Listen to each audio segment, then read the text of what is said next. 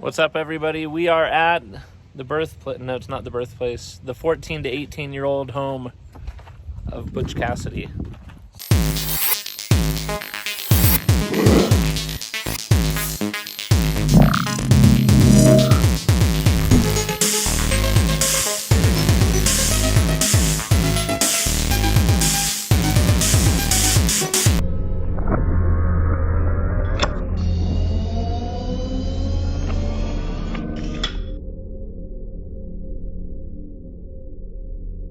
I think today we'll do a really unique interview with owner of Hachioji, Sid. So here from inside this guy's house, Butch Cassidy, we're going to learn about Hachioji, the 911 Targa built by Sid and Nakai-san.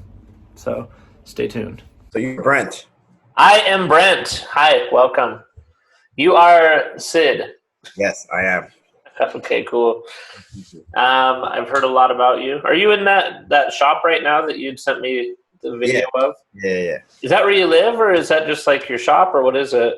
No, it's a shop I have with a few partners. It's basically where we build cars and home of RWB Vancouver. Well, that's awesome.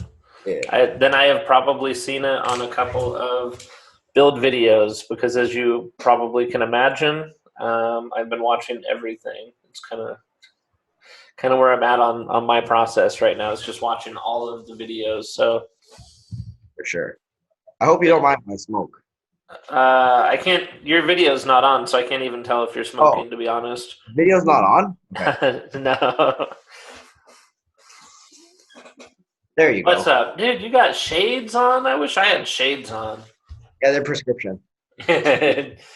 Nice. Are they transitions or no? Yeah, they don't transition, but I get these. I buy new glasses every time I go to Tokyo and visit Nakai. Oh, cool. I usually go every 6 months. But Oh, you're going like every 6 months? yeah, right now I'm trapped here because of like COVID. And usually at this time we're already planning out SEMA with Nakai-san. Yeah, I can't. That's one big thing for me is I live so close to Vegas, so I'm excited to do the Vegas meets and stuff. So tell me a little bit about you. So you're Sid. Yep. And you've been doing this for how long now? I've had my RWB for about 4.5 years now. Coming April, it's about 5 years. I hope it's not picking up too much on the mic. My business partner is working on something over there. No, you're fine, and that's part of now. This seat that you're in is pretty sweet. That's like a Alcantara, Recaro office chair. It's actually like aged leather. Oh wow! Yeah, but it's a kind of a racing seat. I love that. It's really cool. Yeah. So yeah, and I like the smoking on here. It's good. We can't all be vanilla on my videos here. It's actually fun because originally I was only going to do a couple of videos to just like for some of my YouTube videos, just like splice them in. But the more I've been talking to people, the more I'm like, no, I can't cut these. Like all of these videos deserve to have like their own thing because everybody's story is like 100% different. You know what I mean? Yeah, I've been to a couple builds with Eric as well. With Tim. I haven't been to Joe's. I've never even actually met Joe before. Dude, Joe is cool. He is really he's way older than both of us probably, but he's a really cool guy. Yeah, his car is sweet. His 993 is just like he did every single time I'm telling him like I'm thinking about doing stuff to my car. He's like, "Oh yeah, I already got the best version of that. Like you may as well just go drop the money and just do it." He's like, "It's just money." But yeah. So how did you like? What's kind of like your background with cars? Let's start there. Like, tell me kind of like what you had Matchbox cars when you were little, or like what got you into cars? I started getting into cars when I was 16 when I got my license. Mm-hmm. I had an Audi TT when I was a teenager. Oh, it's a good car. That's kind of my thing, but then it didn't really drive very well, and I didn't really have very much concept of cars that drove very well back then. It was a manual one. It was 6-speed. Yeah. For what it was decent. Yeah. But eventually, I well, obviously inspired by like Fast and Furious and those kind of culture of like, extreme modification, making your car go fast. And it's, Yeah. yeah, actually very interesting that we talk now because just 2 days ago, I met up with the RWB Canada #1, which is the first car I ever saw of an RWB. And I saw that roughly 7 years ago. Wow. It was at a Porsche rally. It was actually the biggest car meeting that Porsche North America holds in Vancouver every year. And I remember seeing that car there, and it completely just shocked me. I was just in awe. And back then there was like I've seen a couple articles on like Hmm. websites like Jalopnik and stuff like that, but you never heard or seen of a real one, Yeah. something like that. Yeah, so the fact that I saw that, it completely like it stopped me in my tracks because Porsche, like other German cars, are very capable, but they're on an emotional standpoint more conservative. Mhm. Where Italian cars are definitely a lot more flair and emotion, right? But then RWB kind of attaches that energy to the car, and yeah, exactly. So I, I've never had anybody explain it that way. And like, that's kind of how I visualize it too. And I've never had anybody else be like, yeah, this is why it works. And I think yeah, you're exactly right. That's totally how I see it too. yes, and to people that call themselves purist or whatever, in my opinion, if it's my car, I can do whatever I want with it, first of all. And the modification that I believe Nakai-san does to the cars is just more Porsche. And if you want to speak very frankly, they do look like the $1 million counterparts that Yeah. that they're modeled or exaggerated after. And it's the best thing for the price that we pay for them. Well, and like, what other car company are you ever going to go to and you're like, hey, I want to build like a Shelby Mustang. Can you send out Carroll Shelby to my house and have him like throw some flares on it? And like, it doesn't exist, right? And so all of a sudden you get to not only, I mean, let's be honest, if the only way you could get a RWB kit was, 30 grand and you put it on your own, you'd still buy it, right? The fact that Nakai-san does the work just like blows your mind. I mean, Liberty Walk kits cost 30 grand, and they come to you in a cardboard box and have fun and good luck. Here's the instructions, right? Yes. So I mean, it's really to your point, the level that it takes your car to, um, paired with just that experience and like the excitement and like having to wait for it. I think that's a very kind of Japanese traditional thing. I lived in Japan when I was a kid, but it's like it's kind of like, I don't know, like there's no instant gratification, right? Like it's about like controlling yourself and your mind and like waiting and like having to pay upfront and then wait is like such a Japanese total cultural thing, isn't it? Well, it's a part of the romance, is what it is for me. Oh yeah. Yeah, I love that. So you saw this car, and at that moment did it seem like untouchable, kind of like, man, if I can ever, I'm going to, or was it just like, oh, was there a moment for you like that with the rauh welt where you saw it and said, wow, that's really cool, or did you see it and say, I'm doing this? Well, absolutely. The first moment, it felt very untouchable. Yeah. And the second time I saw one was when I heard he was in town and he was building the second car in all of Canada. So I went and visited him during that build. Yeah.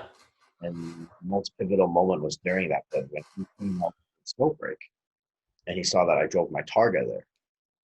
And he took one circle around it, and I kind of look at him, and I look at him like, "What do you think?" Kind of deal. Yeah. And he looks at me and goes, "Good car." Yeah.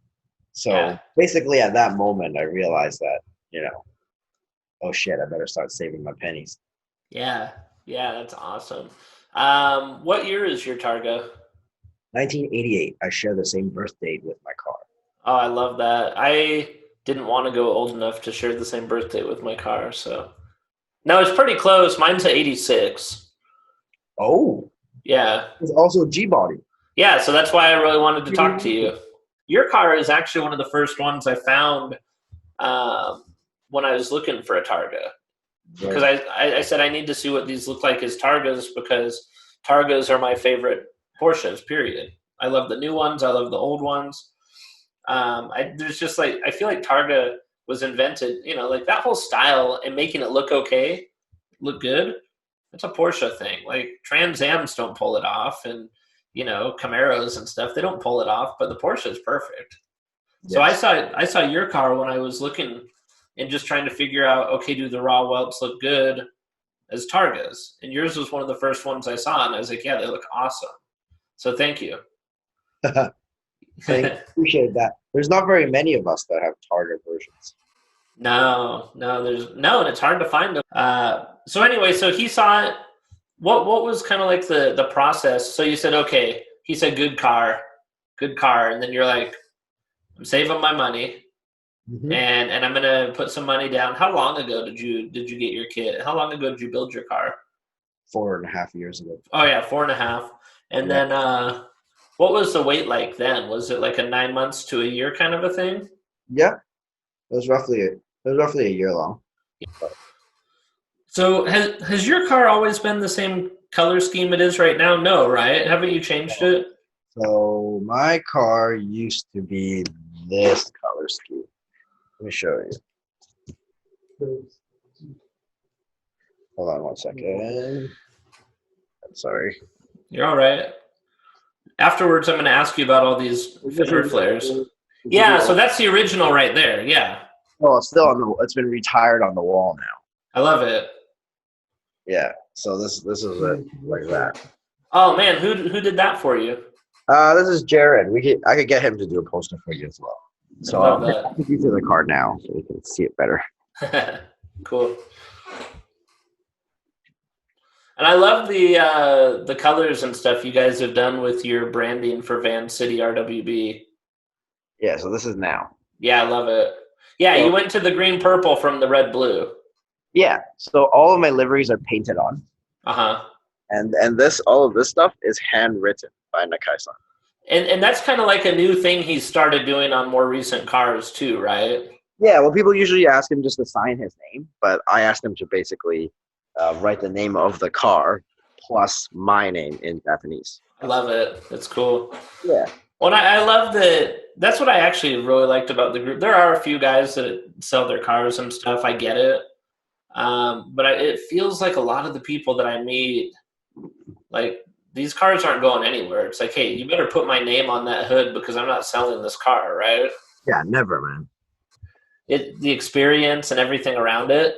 Now, is that a bolt-in cage or what is that cage? Yeah, it's a bolt-in cage. I'm going to do a couple more points on it, which I'm going to weld in, but we're just test fitting it right now. And I'm going to take it out and then paint it the purple color as well. Yeah, I love it. I want to do a paint match cage on mine too. I know it's a total pain. So Yeah, it's worth it in the end, in the long run. Yeah, so my car's actually pretty simple. I just have like the stock seats in there. uh-huh. Here, let's see. Where did you go? I You lost you. lose me. Oh, there you go. You're back. You put me So on yeah, screen so 3. I have the stock seats on here, but then I also ripped everything out as a part of the version 2 of the car. So I changed this type of style in this car. This car used to have a full interior in it, Uh-huh. but I ended up going to Japan for the first time about 3 years ago. Kind Mm-hmm. of did my pilgrimage because I had my car for a year already, and I was like, okay, like I understand the North American vibe of these cars. Everybody goes to shows, we go to car meets, we kind of like impress everybody. We have a unicorn type of a car, but then it wasn't really giving me enough. So Well, I figured I wanted answers. So I went to Japan and I went to go see this for real and go and meet Nakai-san in his like comfortable place. And what I realized were that the cars in Japan, although did go to shows, they often went to shows with part of the canard like missing from racing, with still have like tire marks all over the bumpers, and it represented a different type of energy in my mind. Like although it was wow when you went to go see it, they were still thoroughbred race cars. And And the fenders and all that were put in there because Nakai-san wanted faster lap times. Yeah. So after I came back from Japan, I totally stripped everything out of my car. So as you can see back here, there is nothing left in my interior. Like it's completely bare, right? I don't know who's sitting on that back seat. Nobody. And then my shifter, everything is like skeletal now. Yeah, I love that. And exposed. Is that just stock linkage under that, or did you put a new? It's stock linkage under that. Okay. And then just 2 floor mats, and then everything else is just aluminum paint, simple. I love it. If I repaint my car, I'm gonna have to repaint my floor pans underneath there then. And this changed the feeling of the car completely. And then now I feel the sensation that Nakai-san has. And I ripped out all the exhaust and heat and air conditioning and everything. And I just put a set of racing headers that are equal length. Yeah. And I started welding from there. That's awesome. I 100% agree. Don't buy these to go put them in shows. And like, it's like perfected chaos, right? Like it's like, it's, and you want to feel like your car has a soul, right? And a show car doesn't have a soul. I mean, it does, I guess, for... Yeah, different purpose. Yeah, different purpose. I like that. Nakai-san, when I first built my car, I also asked Nakai-san, I said, what do you think about, wrapping it or clear braing the car? Nakai-san told me, it doesn't matter. I drove this car to Las Vegas to go to SEMA with Nakai-san. And when I came back, it needed a full repaint. And that's why it went into its version 2. And Nakai-san tells me, I want to see the chips. I want to see that you drive this car. Because these although are collectible, they are not collector's cars. They should be driven. Because it's like having a horse and never exercising it. Yeah. I agree. It's kind of... Life is too short. If you wanted to buy this for an investment, there's better ways that you can make money than this car, right? It was built for, right? He's not building them to be collector cars.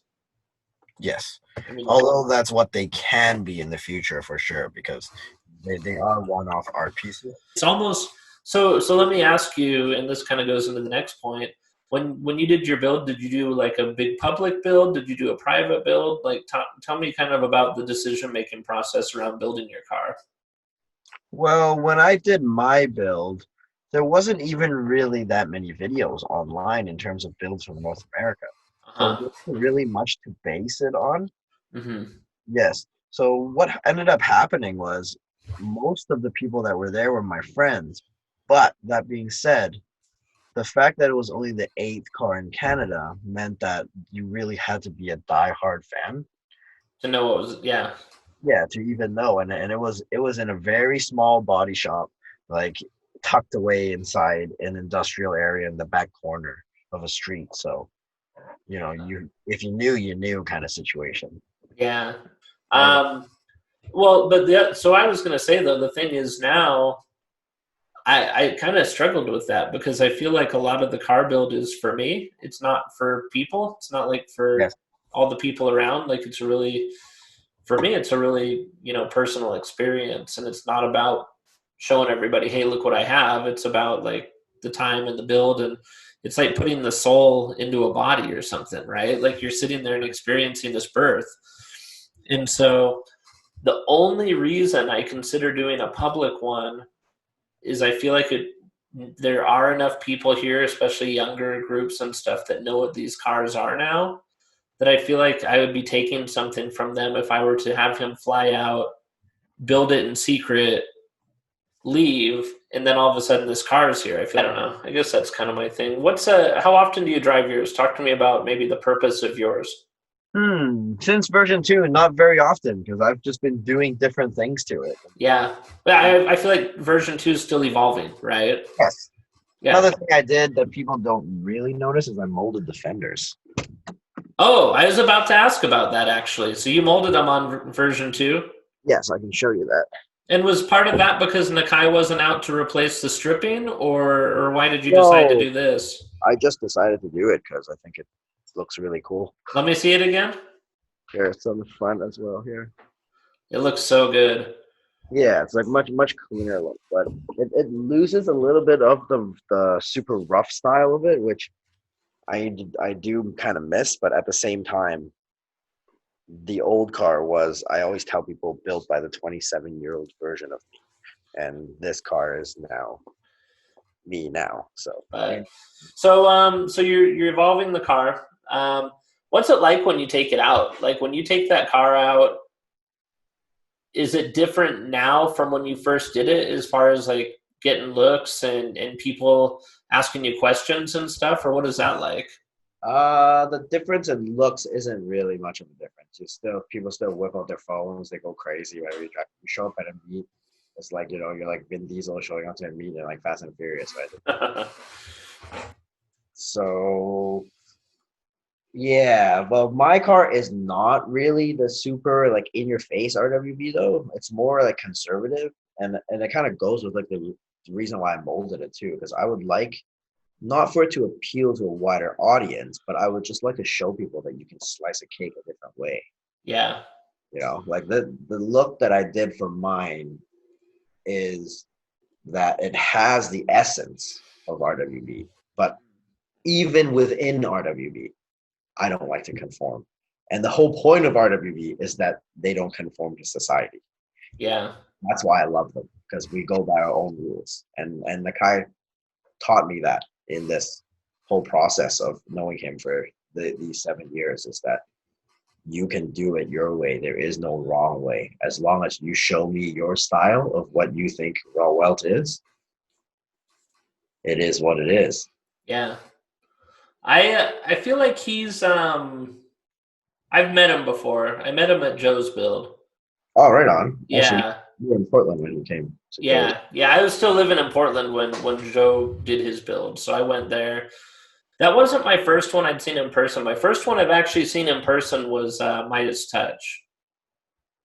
My So this touch. yeah, in fact, I have a picture of it in. That's a Japan car. Yeah, but it lives in Portland now.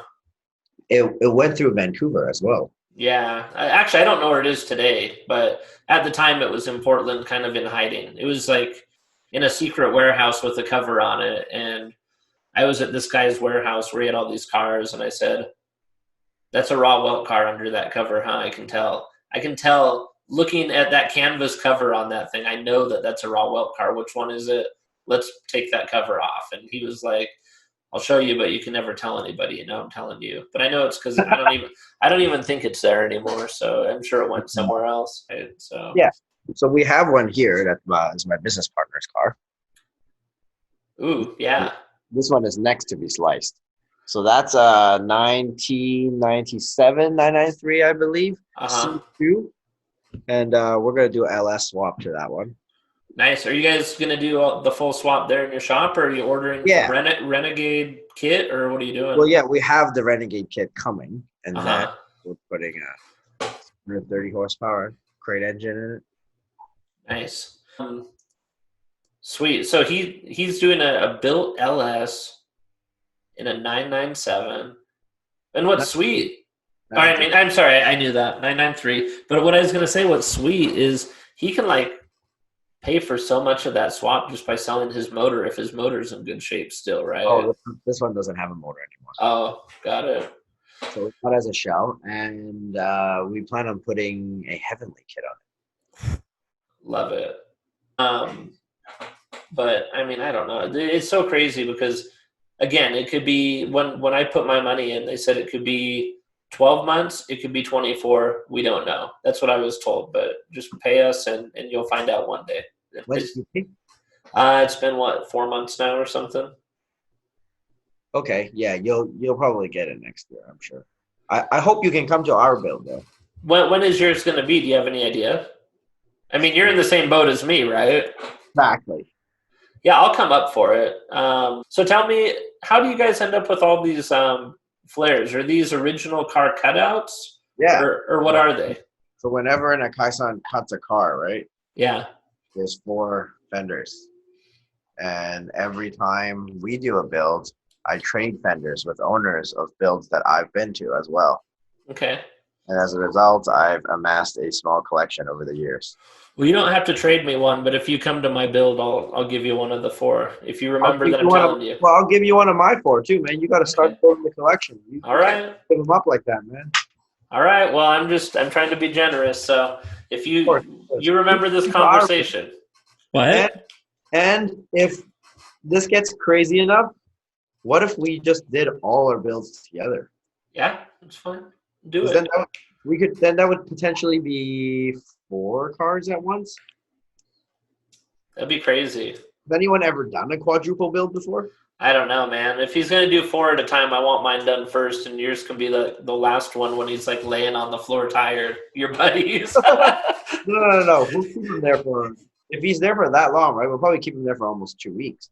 Yeah, he'd stay for a long time. Has anybody done? I don't think anybody's done one in Colorado either, right? There's no Denver build, is there? No. Yeah, so mine would be first Rocky Mountains, just all together. And what's cool about mine is everybody calls Utah, they refer, because it's Salt Lake, Utah, so they just call it Slet. So mine's RWB Slet. What? That's my Instagram tag I made for it. RWB slut? Yeah.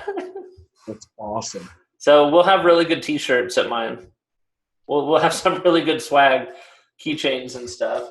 But no, and I think that the more I love doing these interviews because the more I talk to people, I'm like, these are like my people, man. This is exactly like, it's not like, I don't feel like I'm just like trying to make friends and adopt with these like people, but I feel like everybody I've talked to so far, I'm like, dude, I'd let that guy come stay at my house for like a month. That guy's awesome. Like everybody's just cool. And I was just about to say to you, like, if you ever came to Vancouver, this is, you're a part of RWB now. So thank you. a part of this whole deal is that our shop becomes a welcome place for you. Well, I appreciate that. Thank you. Yeah. So your car, if you ever ship it out here and you're like, hey, I need somebody that'll take care of it for a bit. You can go to our showroom, whatever. Like you're part of the family now. So. Well, thank you. Sure. And in terms of the whole RWB thing, the most important thing for me when I see my car is that I will always remember all of the memories I had with all of the people that I met during and after as a result of either owning this car or as a friend of Nakai-san. You are obviously a fan and a friend of Nakai-san's now, and therefore I've met you through him. Thank you. Yeah. Who knows what kind of shenanigans are going to happen? Yeah, I love that. The car I obsessed with the most before I ever even knew Nakai was a human being were AE86s. I've had 8 of them. Like that's like, wow. It's like the car. I literally took a blind flight across the country to buy one off of Craigslist because I couldn't find one where I lived, and I just drove it home. I did like a cross country in an AE86 that like, who knew if it ran or not, and it got me home. So I have an affinity for them. So if you ever get the chance, that's a good car to pick up if you can find one. AE86, eh? Yeah. Yeah. We have the shop that have them. Yeah. Just if you haven't driven one, like I feel like they drive like the 911 does, but they're uglier. Like when I got my 911, I was like, wow, it's like in a lot of ways it reminded me of my Corollas, but way faster and like way better looking. So right. But they have that same kind of fun factor where they handle really well and they're really balanced. So I've never heard of anybody compare them like that, but that's interesting. Yeah, and I wonder, like, I want to have like a late night talk with Nakai one day where I'm like, hey, I've never seen anybody else in this whole family that's like into. Is his name Rico? Yeah. He has an AE86. I guess he's the only other person I can think of. Well, Nakai-san used to be into them, right? Well, yeah, and that's what like drew me in is when I saw that it was like instant connection. Yes, so there are actually still members to this day that have not converted to 911s and are still from the original Rough World crew. Oh man. Yes, chief of which is Nojima-san. He's basically the leader of the Rough World crew now, and he's also Nakai-san's painter. So all of the cars in Japan that are painted by RWB HQ are painted by Nojima-san. Huh, And I'll have to look he him is up. like, yeah, he's basically the driving god of the AE86s now. I love that then. That's awesome. He still runs the original Rough World banner. So only German cars, they have converted to rauh welt. But on the original A86, it says Rough World. And I noticed he put that sticker on the 997. Did you see that? Oh, the little one? Yeah, the little rough world. Yeah, that's interesting. I was wondering what that meant, like if it meant anything, or if it's Yeah, kind of like development. That's the development sticker. exactly. I'm still curious to see the finalized race version of the 997. Yeah. Because I still believe that it's in development of what we can see right now. Well, and I also wonder about the 997. Like, I mean, think about it, because 997 turbos. Think about the intakes on the fenders and stuff. So, you know, when he goes into the turbo world with those, it's going to be a totally different car. Like, it's going to be crazy. Exactly. So we better save our money so we can get those too. We're going to have our Targas and our 997 turbos, I guess. Yeah. But, well, cool. Well, I really appreciate you taking time with me tonight. I know not everybody likes to get on camera and get recorded. Absolutely. And, you know, meeting you and stuff, you definitely have my blessing for your build. No, I really appreciate that. It means a lot to me. Yeah. So, is there anything? I'll just ask you two quick questions as we're kind of finishing, because I don't want to keep you all night. But anything that would, like, your impression of Nakai through the media and things versus when you met him? Was there anything that kind of surprised you, or like you didn't realize would be the case, and then you met him and said, "Oh, didn't think that that's what I was gonna." You know, I didn't realize that about Nakai. Like, that surprised me a little bit. Was there anything like that? Well, for sure. Because after a while, you meet him for the first couple times. He's very quiet, reserved. He's a man of very few words. After a while, you just realize he's also one of the guys. And we laugh about the same stuff. Yeah. That's cool. We'll close on this. How has the car changed your life in one instance? Like, what is one thing that definitely never would have happened had you not had that car? How about that? Is that a good question? It's hard, huh? Well, the most important thing I think that I got from all of this is when I built my car, I had to save and almost had like no money basically of my daily expenses just so that I could own this. Yeah. And running and like rebuilding this and that. But I was reaching a point in my business where, you know, it wasn't profitable because I was sinking all of my money into my car. I was 25, 26 years old. And I was even talking to Nakai-san. I'm like, I don't even think what I'm doing as my job is going to sustain me for my like lifestyle that I want to have, that I'm seeing that from Nakai-san. And what he told me was, do you really love what you do as a job? And I'm actually a koi fish dealer as my job. So I travel to Japan and then I buy living pieces of art and I bring them back to Canada and I sell them to, you know, people that have crazy ponds and stuff like that. Yeah. So Nakai-san asked me if it's really what I love and is it really what brings me joy in life? And I told him yes. And he says it doesn't matter if it's not profitable right now. He said for the first 10 years of me building these wide body Porsches, nobody even knew who I was outside of a very small circle of people. He said, just keep working away at it. And as long as you become the master of what you do, people will appreciate it. You'll find people around the world that have the same mindset as you. That's why he named the brand Rough World, because he knew there were us outliers, all over the place. He just haven't found us yet. And because of that, I stuck to what I do as my job. And to this day, right, it's been able to, you know, fund everything that I've been doing in terms of, you know, having this shop, meeting my friends, my business partners nowadays, my friends nowadays. That's basically all through the relationships I've built through either owning this car or, you know, some sort of indirect relationship that is related to the car. I love it. I love it. It's changed my entire life. If you say if it's changed any aspect of my life.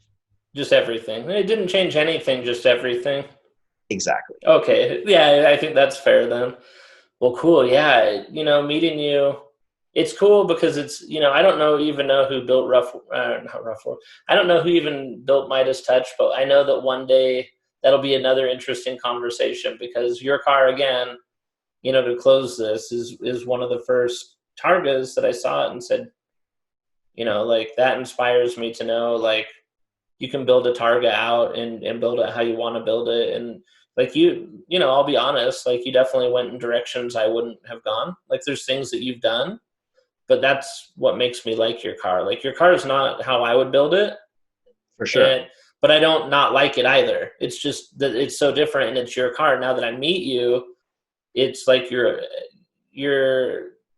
I don't know, like an extra piece of that car. Like, you could, you know, you're a perfect, I don't know, I don't want to say a match, but it's like you're an extension of that vehicle in a lot of ways. And so I think that's how cars should be. And I think that's the beauty, is like, every car, you get through it and you're like, yeah, okay, yeah, I get why this is the car that you're driving today. And so, you know, I appreciate that, Sid, that you're taking the time to talk to me, that your car is, and I'm sure it's more than me, right? A lot of guys like Targas, but I think that you've inspired a lot of people with that car, especially, you know, you're on V2 now, and it's going to continue to grow. And I've heard people talk about, hey, have you seen what White Walker looks like now?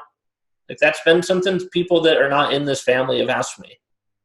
Right, you know, and so I think that hopefully, you know, that people look up to the build, and people like what you're doing, and it's meant to be yours. So don't ever, you know, and I know you already know that, you know, not to worry what anybody ever is going to think about anything on it. Like, you could have a Prius motor, and if that rocked your world, then that's fine, because that's what you wanted in there, right? But I know it's not going to happen, but you know, just for the sake. But anyway, yeah, I really appreciate you helping me with this, and I get kind of like nervous around this group. You guys are all really cool, and I'm just like, whatever. It's all the same. Don't worry. All right, Well, cool. Well, I appreciate that. All right, well, I'll talk to you soon. all right, brother. You take care. Right. Thank you. All right, later, Bye. man.